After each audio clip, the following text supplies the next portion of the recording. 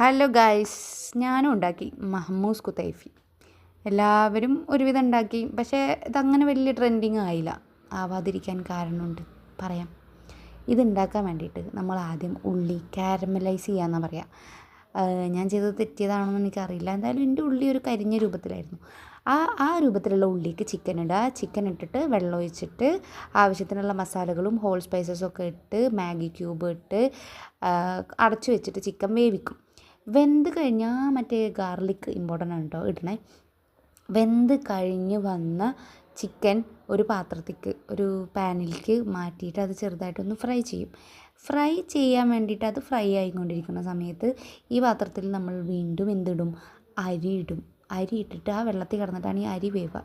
അരി വന്ന് കഴിഞ്ഞാൽ അരി വന്നിട്ട് ഒരു കളറ് അരിയാണ് വരിക.